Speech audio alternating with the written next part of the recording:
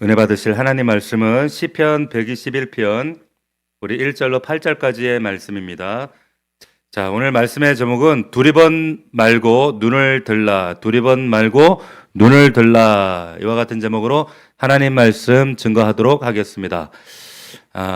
특별히 오늘 군에서 휴가 나온 우리 장원이에게 또 이 말씀이 큰 힘이 되고 격려가 되었으면 좋겠습니다. 할렐루야. 우리 군에 있는 자녀들 위해서 기도해 주시고 늘 이 말씀 붙들고 승리할 수 있기를 여러분들이 중보해 주시길 바랍니다. 자, 두리번 말고 눈을 들라, 이런 제목의 말씀인데 소제목이 있습니다. 소제목. 자, 아멘 하지 못해 굳게 서지 못하는 이유입니다. 아멘 하지 못해 굳게 서지 못하는 이유.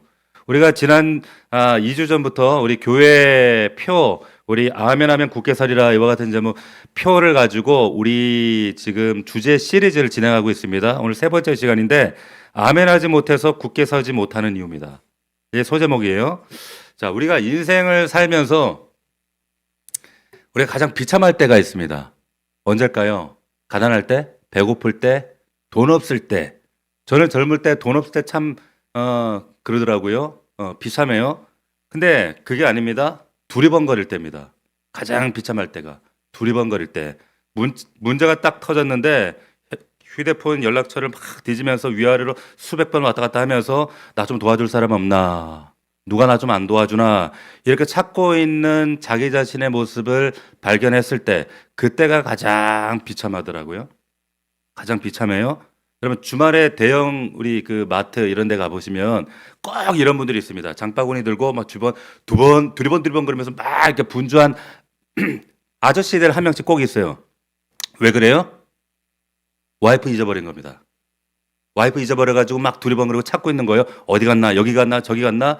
그 두리번거리는 그 남자들 얼굴 보세요. 굉장히 비장합니다. 만나면 막 화내고 짜증내고 그러죠. 그런 분들이 꼭 있어요. 자, 이렇게 두리번거리는 이런 아저씨들, 이 미아들처럼 우리 신앙도 똑같습니다. 인생에 우리가 어려움이 딱 닥치면, 위기가 오면 영적 미아가 된 이런 남편들처럼 두리번거려요. 핸드폰 연락처 찾아가지고 기획부터 희역까지 막 수백 번 올렸다 내렸다 그러면서 누가 나한테 하나 500만 원 안 도와주나? 누가 나 안 찾아주나? 저 사람이 우리 자식 좀 길 좀 안 열어줄래나? 좀 청탁 좀 해볼까나? 막 이런 막 수백 번 그런 전화기, 계산기 막 두드리면서 참 이럴 때 비참하죠. 두리번거리는 겁니다. 그런데 여러분 경험해 보셔가지고 아시잖아요. 그렇게 두리번거리고 그렇게 사람 찾아다녀도 끝은 어때요? 비참합니다. 도움이 오던가요? 도움 안 와요. 오히려 그 믿었던 사람들에게 야, 나도 힘들어. 이런 소리나 듣고 핀잔 듣고 심지어는 그런 믿었던 사람들에게 외면당하는 그런 자신의 모습 보면서 상처만 더 깊어져요. 그래서 고난 자체의 그 무게보다 내 곁에 아무도 없구나. 믿었던 사람도 아무것도 아니었구나. 결국에 사람은 혼자라는 사실을 절감하게 될 때 그때 참 마음이 무거워집니다. 그게 사람 비참하게 하는 거예요. 자, 오늘 시편 121편을 보면 이 시편은 전 세계에서 두 번째로 사람들이 사랑하는 시편입니다. 왜 2등이냐? 1등이 뭐예요? 그렇죠. 23편입니다.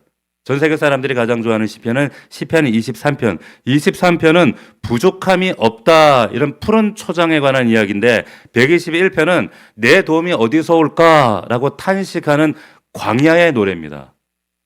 하나님은 여러분들을 일부러 광야로 모시죠. 밀어 넣으십니다. 왜?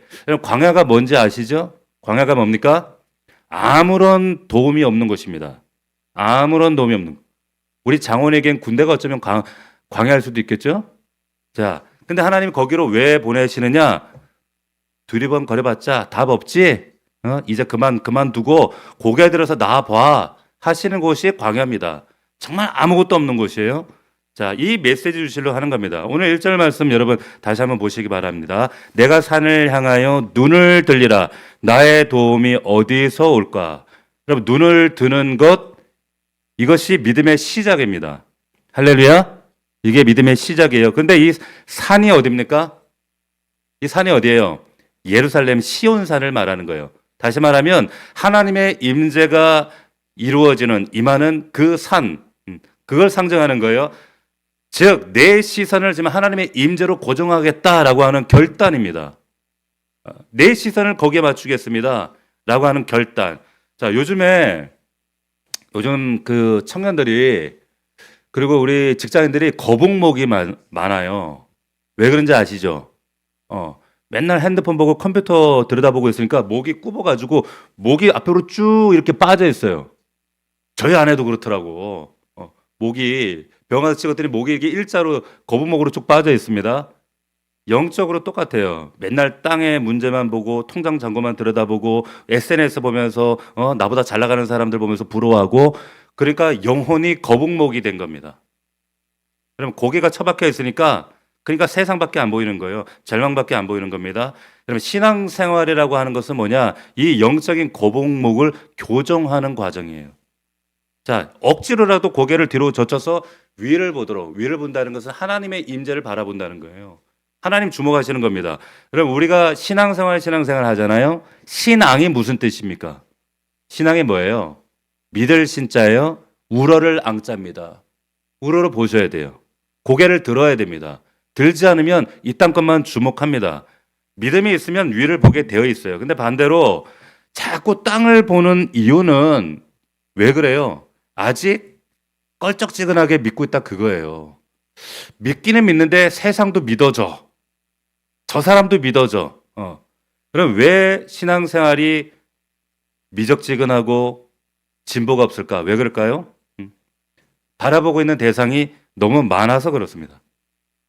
위를 보지 않고 내 주변에 두리번거리는 것들이 너무 많아서 그래요. 이스라엘 백성들이 여러분 광야 40년 동안에 배운 게 있다면 딱 하나 있어요. 뭘까요? 땅에는 먹을 게 하나도 없는데 위를 보니까 만나가 내려오네?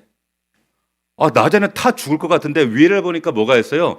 하나님이 그늘을 만들어가지고 에어컨을 틀어주고 계시네? 그 밤에 추워 죽겠는데 하나님이 위에다가 불기둥으로 지금 히터를 돌리고 계시네? 자, 땅만 보면 우리는 다 죽었단데 눈을 들었더니 실질적인 도움, 하나님이 계시다라는 걸 안 거예요. 할렐루야? 깨닫길 바랍니다. 여러분이 지금 오늘 이번 주부터 살아내야 될 또 이 현실의 광야도 똑같습니다.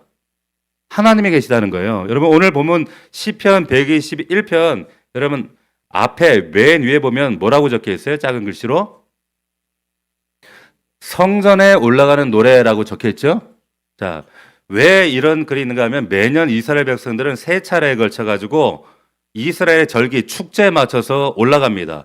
그 올라가는 길, 그러니까 전국 고향에서 광야를 지나서 그 산을 향해서 올라가는, 시온산을 향해 올라가는 그 순례자들이 있었다는 거예요. 그래서 그 순례자들의 노래예요.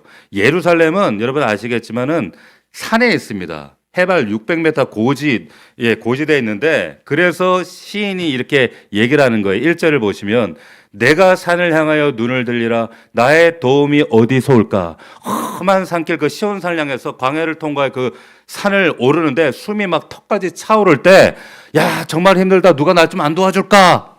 이렇게 탄식하고 있는 거예요. 이런 탄식을 해요.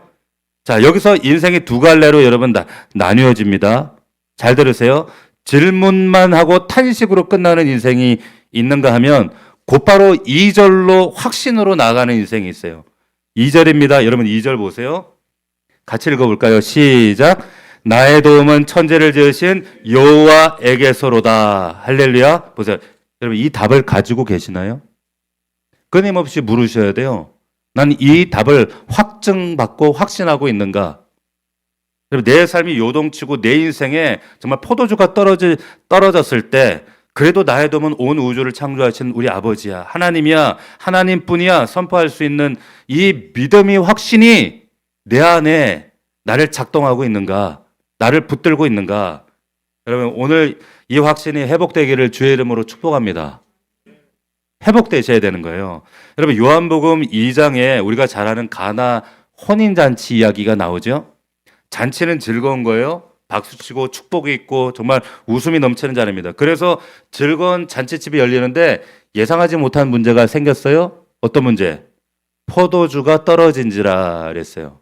요즘 같으면 바로 뭐 쿠팡 전화하면 되겠지만, 그때 이스라엘 중동 문화권에서 결혼식에서 여러분 이 포도주가 떨어졌다라고 하는 것은 이건 굉장히 큰 사건입니다. 다시 말하면 포도주가 떨어졌다. 이거는 잔치의 격이 떨어졌다 이런 거예요. 그러니까 포도주가 떨어졌다라고 하는 것은 잔치가 지금 결혼식이 중단될 위기고 그리고 그 주인에게는 굉장히 가문의 수치, 부끄러움이 되는 겁니다.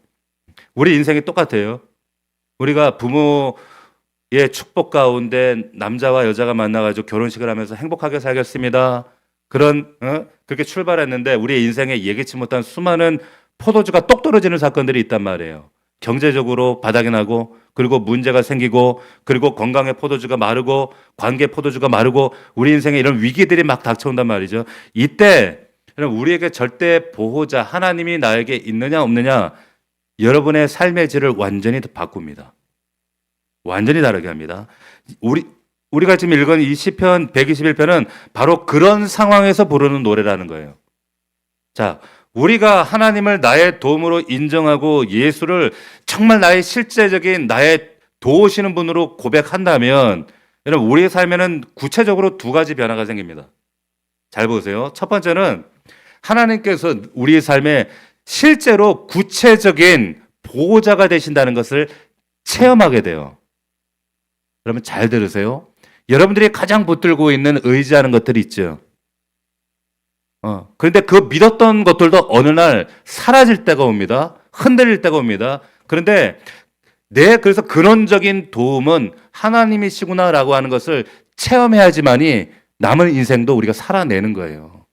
이거를 실제적인 보호자 되신 하나님을 체험한다. 자, 보세요. 여러분, 그래서 3절부터 8절까지 여러분 눈 씻고 잘 보십시오. 반복되는 단어가 있어요. 뭘까요? 반복되는 단어가 뭘까요? 맞아요. 바로 지키신다라고 하는 단어입니다. 무려 6번이나 나옵니다. 3절, 너를 지키시는 이는 이가 졸지 아니하시리로다. 4절, 이스라엘을 지키시는 이. 5절에도 나오죠. 여호와는 너를 지키시는 분이다. 7절, 여호와께서 너를 지켜 모든 환난을 면하게 하신다. 8절, 여호와께서 너의 출입을 지금부터 영원까지 지키신다. 하나님은 어떤 분이에요? 지키시는 분입니다. 졸지도 주무시도 않는 분이에요. 우리는 피곤하면 잠자야 되는데 하나님은 24시간 우리를 주목하신다는 거예요. 그래서 하나님 앞에 겸비하셔야 되는 거죠. 신명기 32장 10절 말씀처럼 우리를 눈동자같이 지키신대요. 제가 예전에 그 중앙아시아로 단기 선교를 간 적이 있었어요. 근데 가다가 비행기가 막 이게 난기를 만나가지고 굉장히 좀 흔들렸던 그런 그 찰나가 있었는데 그러니까 비행기 하나 비명 지르고 난리가 났었어요. 근데 옆자리에 어떤 그 청년이 젊은 애가 낄낄거리고 혼자 웃고 있는 거야. 그래가지고 야 쟤는 그래서 가만히 보니까 헤드폰을 끼고 핸드폰 보고 있는 거예요. 핸드폰 보면서 뭔 무슨 영화인지 코미디인지 그걸 보고 앉아 있더라고. 비행기가 흔들리는 상황은 똑같아요. 그런데 한 사람은 그 현실 흔들리는 상황에 몰두하고 있고, 근데 그 젊은 청년은 한 사람은 자기가 듣고 있는 보고 있는 그 화면에 몰입하고 있더라는 거예요. 다르죠? 신앙이라는 게 꼭 이렇습니다. 세상 풍파가 몰아쳐서 우리가 지금 비행기 같은 내 인생이 막 요동치고 흔들릴 때 상황만 보는 사람은요, 막 두려워요. 맨날 두렵대. 맨날 무섭대. 남편이 옆에 있는데도 무섭대. 다가오지도 않은 미래인데 두렵대. 애들 생각하면 두렵대. 맨날 두렵다는 분이 있어요. 자, 그런데 하나님께서 나를 지키신다는 이 약속이 내 안에 확정되어지면, 여러분 이게 뜨겁게 체험되어지면 내가 너 지킨다, 내가 너와 함께한다는 그분의 음성에 몰두하는 사람은 그런 상황에서도 의연합니다. 웃을 수가 있어요. 할렐루야. 여러분 하나님 믿는다고 해서 시온산 그 600m 해발 그 산이 예루살렘 산지가 갑자기 평지가 되지 않아요. 고난은 그대로 여전합니다. 그런데 보호자가 절대자 그 하나님이 내 옆에 계시다는 사실을 내 영혼이 경각하게 되면, 각성하게 되면 600m 산이 6m로 보입니다. 담대해지는 거예요. 이게 그리스도인들이 누리는 특권이요. 이게 믿음의 역사입니다. 여러분 보세요. 이 시편 121편에 어떤 별칭이 있습니다. 별칭이 뭐냐면 리빙스턴의 시편이다 이렇게 얘기를 해요. 왜 그런가 하면 리빙스턴이 누군가요? 아프리카 선교사의 아버지예요. 아프리카 선교의 아버지. 이 리빙스턴이 1800년도 초기에 그때는 차도 없을 때 아니에요. 그 초기에 아프리카로 선교를 갔을 때에 얼마나 참 막막했겠습니까? 뭐 정보도 없고 그 막막한 맹수가 울거리는 그 아프리카에 거기서 버틸 수 있고 이길 수 있는 비결은 딱 하나밖에 없어요. 아, 내 도움은 천지를 지으신 하나님 여호와에게서 온다. 이거밖에 없는 겁니다. 예? 이 시편의 고백을 기도로 바꿨기 때문이에요. 여러분, 기도가 뭡니까? 내 앞에 있는 문제를 하나님의 스케일로 옮기는 작업이에요. 시작. 기도가 뭐라고요? 내 앞에 있는 문제를 하나님의 스케일로 옮기는 작업을 하시는 거예요. 자, 돋보기 되고 이렇게 딱 보면 그냥 세상이 가득 차 보여요. 그런데 문제가 가득 차 보인단 말이에요. 근데 하나님께 되면 하나님으로 가득 차 보인단 말이에요. 이걸 뭐라고 합니까? 이걸 초월이라고 해요. 초월. 그러니까 이게 문제가 해결돼서 기쁜 게 절대 아니에요. 하나님이 너무 커서 내 안에 발견되어지는 하나님이 너무 커서 문제가 문제처럼 안 여겨지는 상태, 이것을 영적인 초월이라 그래요. 여러분, 이거 언제 간접적이지만 여러분들 경험하시는 줄 아세요? 비행기 탔을 때. 여러분, 그렇게 아둥바둥 살던 우리 정혜중 집사님 미국 갔다가 오늘 새벽에 오셨지만은 비행기 타면 저는 창가 앉아서 아래 내려볼 때 그 생각 들어요. 보이지 않는 저 세상에서 뭘 저렇게 내가 아둥바둥했나. 그런 생각에 문득 불현듯 지나갑니다. 그러면서 그 너머에 계신 하나님이, 이 세상을 창조하신 하나님의 관점이 어렴풋이 내 심장에 딱 관통이 돼요. 그러니까 문제가 해결돼서 기쁜 게 아니에요. 자유해지는 게 아니에요. 하나님이 너무 커지면 문제가 아니에요. 이게 초월이에요. 바울이 이걸 경험했어. 바울이 내게 능력 주시는 자 안에서 내가 모든 것을 할 수 있다. 이게 바울이 경험한 영적 초월 상태라고 하는 거예요. 네? 그 시작이 뭡니까? 눈을 드는 겁니다. 눈을 드시는 거예요. 여러분, 아멘 하면 그래서 굳게 서는 거예요. 그 모든 과정이 이렇다는 겁니다. 여러분, 하나님이 나의 실제적인 구체적인 도움이 되신다. 눈을 들 때 그 역사가 이루어진다. 자, 그러면 우리 삶의 구체적인 변화 첫 번째가 구체적인 실제적인 보호자라는 사실을 구체적으로 체험하는 것. 첫 번째. 또 하나는 이게 중요합니다. 뭐냐? 그것을 내 주변 사람, 특별히 우리 자녀들이 경험하게 된다는 거예요. 여러분, 잘 들으세요. 2주에 걸쳐서 우리가 오늘 셋째 주 말씀을 나누고 있습니다. 우리 교회의 다짐, 표, 너희가 굳게 믿지 아니하면 굳게 서지 못하리라. 이 말씀, 나의 능동적인 첫 번째 아멘을 통해 순종이 이루어질 때 굳게 세우시는 하나님. 두 번째의 아멘, 세우시는 하나님의 아멘을 경험하는데, 그 아멘은 나의 출입을 지키시는 그 하나님께서 우리 다음 세대까지 그 하나님의 세우심을 경험케 하신다는 거예요. 그게 자녀들 세대까지 이루어집니다. 여러분, 우리 화면 한번 보시면, 여러분 악뮤 아세요? 악뮤? 얘네들 아시죠? 악동 뮤지션. 이 악동 뮤지션 얘네들이 이수연, 이찬혁 이 남매가 참 제가 볼 때는 하나님 주신 은사로 가장 아름답게 천재죠. 천재. 얘네들이 가사를 보면 저는 요즘 대중 가요 가수들 별로 좋아하지는 않는데 얘네들을 참 좋아하는 이유는 가사가 너무 맑아요. 깨끗해요. 오염되지 않았어요. 요즘에 맨날 시덥지 않게 뭐 좋아하니, 이별했니, 뭐 배신했니, 뭐 어쩌니 맨날 그런 내용이 아니라 정말 가사 하나하나가 하나님을 찬미하는. 여러분, 이찬혁, 이수연이 초등학교 때 제일 첫 번째 작사, 작곡한 노래가 있어요. 갤럭시라고 하는 찬양이 있어요. 노래입니다. 앨범에도 있습니다. 한번 들어보세요. 기가 막혀요. 와, 그게 중학교, 초등학교 때 지었던 노래예요. 근데 보세요. 이찬혁, 이수연의 여러분 부모님 누군지 아시죠? 선교사님입니다. 특별히 그 아버지가 누군지 아세요? 아버지가 여러분 이분이에요. 넘겨보세요. 이분이에요. 이분이 그 선교사님이신데 2000년대 초반에 어노인팅이라고 하는 그 찬양팀 유명한 팀이 지금도 있죠. 그 찬양팀에 찬양 인도했던 이성근 간사가 이 찬양의 아버지예요. 이수연 아버지예요. 어? 이분이 2008년도 찬양 이 사역을 하다가 이제 하나님 부르심을 받고 몽골에 선교사로 갔습니다. 아무것도 없는 선교사로. 참 선교사의 삶이 녹록치가 않죠. 그래서 저는 선교사님 보면 막 애다른 마음이 있어요. 안타까움이 있어요. 어느 날부턴가 이분이 이 선교지에 갔는데 이 생명줄 같았던 후원자들의 후원이 끊기기 시작했어요. 너무 어려운 거예요. 힘든 거예요.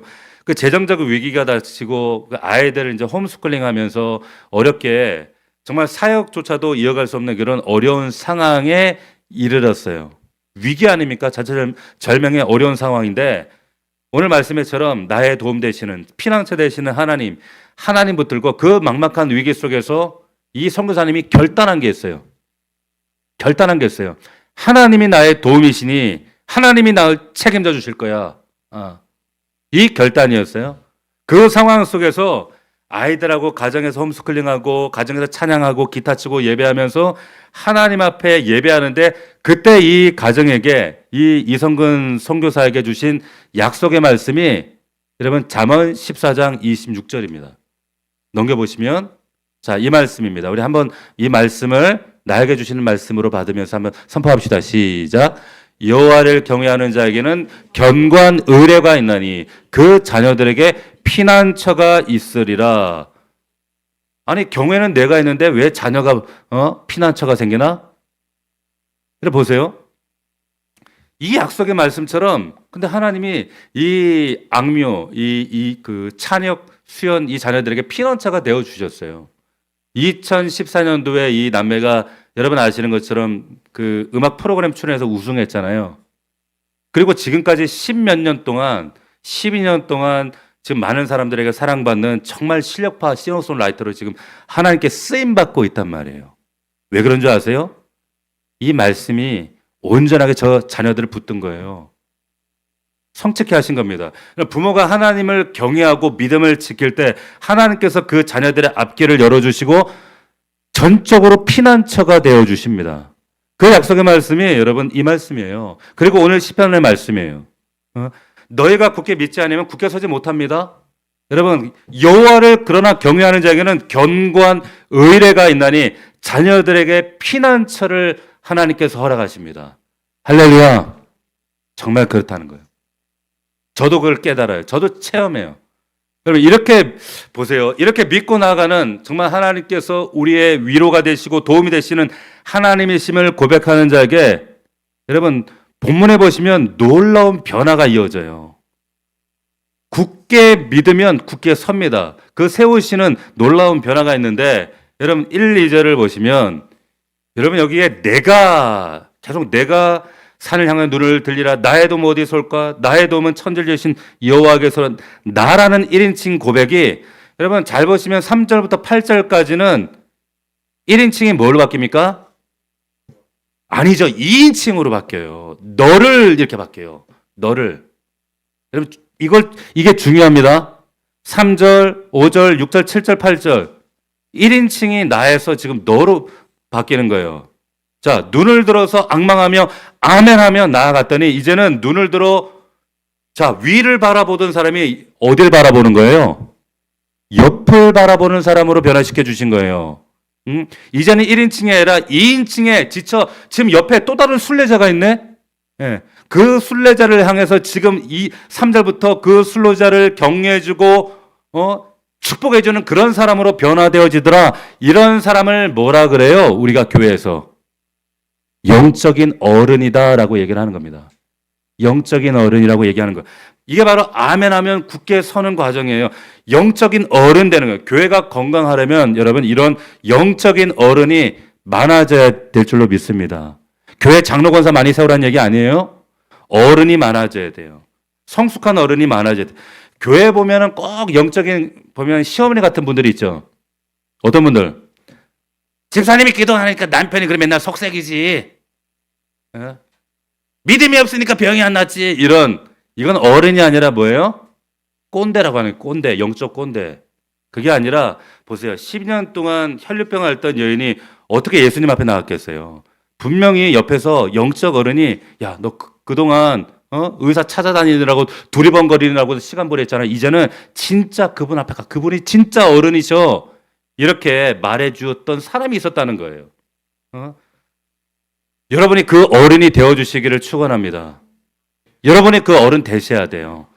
지쳐서 포기하고 낙심하고 있는 우리 공동체 안에, 그리고 우리 이웃들에게, 가족들에게 지금 주님 앞에 나가 그분이 진짜 도움이셔라고 말씀을 전해줄 수 있는 여러분 거룩한 어른 되시기를 주의 이름으로 축복합니다. 여러분 상상해 보세요. 지금 순례자가 지금 절기를 맞아서 이제 산을, 거룩한 시온산을 향해 지금 그 해발 600m 산을 향해서 지금 힘겹게 올라가고 있는데 오르다 너무 지쳐가지고 내 도움은 어디서 올꼬 이렇게 탄식을 내뱉습니다. 그런데 어느 순간 탄식하던 그 사람이 똑같이 옆에서 탄식하던 다른 어떤 순례자를 향해서 어깨를 툭 치면서 힘내. 야, 자네 힘내.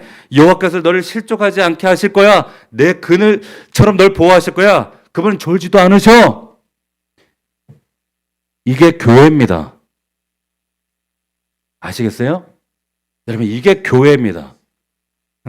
여러분, 교회는 1절, 2절의 탄식을 내뱉는 자들에게 3, 4절의 위로를 건네는 사람들이 모인 곳이 바로 교회예요. 그것이 바로 더 넘치는 교회입니다.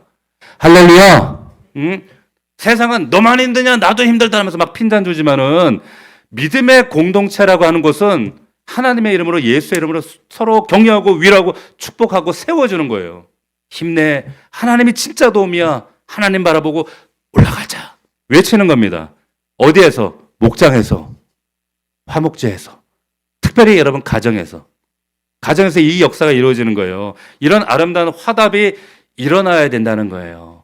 특별히 여러분 가정에서 이 화답이, 이 회복이 중요합니다. 여러분 창세기 3장 16절에 보면 선악과를 따먹은 이후에 에덴에 죄가 침투한 이후에 들어온 이후에 가정이 어떻게 망가졌는가라고 하는 이야기가 나오죠. 거기 하나님께서 선악과 따먹은 아담과 하와에게 뭐라고 말씀하시냐면 이런 말씀이 있어요. 너는 남편을 원하고, 너는 여기서 하와를 얘기하죠. 너는 남편을 원하고 남편은 너를 다스릴 것이다. 이런 얘기를 하세요. 자, 여기서 원한다는 말이 무슨 뜻일까요? 이게 원한다는 게 남편을 막 사랑한다, 갈망한다 이런 뜻이 아니라 상대방을 내 마음대로 휘두르고 장악하고 싶어 한다 그 뜻이에요. 그러니까 그래서 부부들이 싸우는 거예요. 아시겠어요? 그렇지만 하나님 은혜가 임하면 주도권 싸움이 멈춰요. 남편이 정말 지치고 힘들게 밖에서 싸우고 직장에서 싸우고 일터에서 싸우고 돌아왔을 때 1, 2절의 탄식을 내뱉을 때 내 도움이 어디서 올까? 이런 탄식을 할 때 아내가 돈도 못 벌어가면서 뭔 탄식, 뭘 힘들다 그래야? 그러지 마시고 여보, 하나님이 당신 붙들고 있잖아. 그늘 대어 주시잖아. 힘내 여보. 3, 4절의 위로를 건네는 거예요. 이게 가정에서 이 화답이 이루어지는 거예요. 보세요. 이러한 역사들이 자녀들이 그런 아버지를 이해하고 남편이 혹은 아내가 그런 아내의 고단함을 이해하는 이런 이해하는 역사가 우리를 하나님의 도움을 인식할 때 하나님 되심을 인식하는 자들에게 이런 역사들이 가정에서도 목장 안에서도 이루어질 줄로 믿습니다. 그럼 어떻게 되는 줄 아세요? 말라기 4장에서 부모와 자녀의 마음이 서로에게 돌이켜지는 이 말라기의 역사가 그때 이루어지는 겁니다. 이런 은혜가 있기를 주의 이름으로 축원합니다. 여러분 하나님은 졸지도 주무지도 않으세요. 하나님은 여러분 24시간 깨어 계시는 여러분의 도움이십니다. 아멘. 그럼 말씀 마무리하면서 제가 구체적인 적용 3가지를 다시 한번 강조해서 정리해 드립니다. 첫 번째, 여러분 지금도 두리번거리고 있는 것 멈추시기를 축원합니다. 여러분 이것은 권면이자 또한 경고입니다. 두리번거리시면 안 돼요. 성경에는 이것을 음란이라고도 표현했습니다. 두리번거림을 멈추시고 이번 주간 여러분 문제를 만나잖아요. 관계 문제든 경제적인 문제든 무슨 문제든 문제 해결 때문에 사람에게 먼저 전화하기 전에 5분만 먼저 눈을 들어서 하나님의 임재, 하나님께 그 눈을 드시기를 축복합니다. 아멘. 사람 도움 구하기 전에 하나님께 먼저 결제 받으세요. 두 번째, 그러면 시편 121편 말씀을 암송하고 선포하십시오. 자, 마음 불안하고 우울하고 외롭고 힘들고 마음이 막 낙심되고 무너질 때 여러분 7절, 8절의 이 말씀을 소리내서 읽으십시오. 여호와께서 나를 지켜 모든 환난을 면하게 하시며 내 영혼을 내 출입을 지금부터 영혼까지 지키시리로다. 할렐루야. 이 말씀이 여러분 세포 속에 스며들 때까지 선포하세요. 계속 선포하세요. 기도로 선포하세요. 세 번째, 한 사람에게 여러분들이 영적인 어른이 되어 주십시오. 여러분이 어른 되어 주십시오. 내 주변에 지금도 두리번거리고 있는 그 사람 찾으십시오. 찾아서 그 사람에게 비난하지 말고 쫑꼬 주지 말고 뭐라고 해요? 그냥 칼국수 하나 사주면서 하나님이 지금도 당신을 지키고 있어 밀착 보호하고 마크하고 계셔 이렇게 격려하고 도전하시는 거예요. 자, 하나님 멀리 계신 분이 아니에요. 오늘 말씀에도 내 오른쪽에 그늘 내어 주신대. 이게 무슨 말이에요? 예? 딱 붙어서 안 떨어진다 그 말이에요. 밀착 마크 하시겠다 그 뜻입니다. 낮의 해와 달 그 모든 어둠의 세력들이 여러분들 침범하지 못하도록 하나님께서 여러분들 지키시고 보호하심을 믿으시기를 축원합니다. 여러분 예수님께서 하나님께서 여러분들 정말 지키시고 보호하시고 정말 눈동자같이 지키시고 그리고 마지막 날에 여러분들을 굳건하게 하나님의 세우심에 아멘을 경험하시면서 그 도심으로 이번 한 주간도 여러분들이 광야 같은 여러분의 일터, 가정, 삶 가운데 당당하게 관광객이 아니라 순례자로 하나님이 굳건하게 승리케 하시는 그 은혜를 맛보시기를 주의 이름으로 축복합니다. 축원합니다. 아멘. 기도하겠습니다. 30초간만 우리 하나님께 결단합시다. 하나님, 이 세 가지 두리번거리지 않겠습니다. 내가 지금 두리번거리고 있는 것 하나님 주 앞에 회개합니다. 두 번째, 이 말씀 하나님만이 나의 도우이심을 선포합니다. 세 번째, 하나님 이번 한 주간 내가 영적인 어른이 되겠습니다. 누군가에게 두리번거리고 있는 그에게 내가 이 어른 될 수 있도록 하나님 나를 도와주시옵소서. 붙들어 주옵소서. 우리 30초간 주 앞에 간절히 우리 간구하며 기도하며 나아가겠습니다.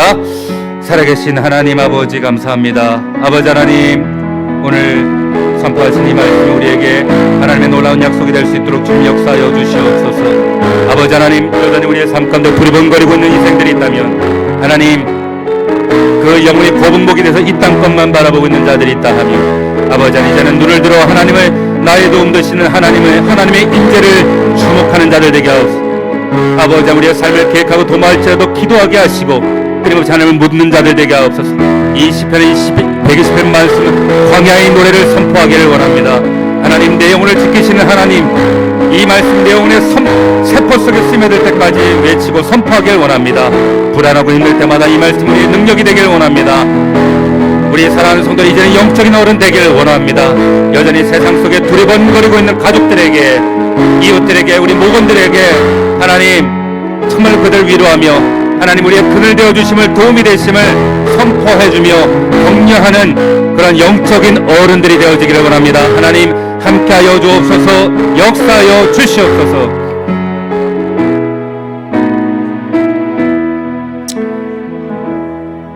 주님 감사합니다. 우리의 눈을 들어서 하나님을 보게 하시고 여전히 두리번거리고 있는 우리의 시선을 단식할 수 있도록 하나님 어지러운 우리의 마음을 주께로 집중할 수 있도록 역사하여 주시옵소서. 우리의 마음을 흐트리게 만드는 모든 사단 마귀의 괴계에 넘어가지 않게 하시고 속지 않게 하시옵시고, 때로 우리가 마음이 불안하고 낙심하고 흔들릴 때마다 나의 도움 되시는, 나의 그늘 되시는 그 하나님, 그 하나님의 능력을 신뢰하며 이 말씀을 담대하게 선포하는 우리 믿음의 종들 되게 하여 주시옵소서. 하나님, 이번 한 주간 우리 주변에서 여전히 두리번거리고 있는 자들이 있습니다. 저들을 향해서 하나님 따뜻한 밥 한 끼 사주면서 하나님이 널 보호하고 계셔, 이 말씀을 전하며 선포하며 전도하며 영적인 어른으로 우리가 다가갈 수 있도록 우리를 사용하시고 써주시기를 원합니다. 아멘 하면 굳게 서리라. 이 약속의 말씀이 이 두 번의 아멘이 우리 사랑하는 성도들의 삶 가운데 반드시 이루어지게 하시고 체험될 수 있도록 역사하여 주옵소서. 예수님의 이름으로 축복기도 올리옵나이다. 아멘.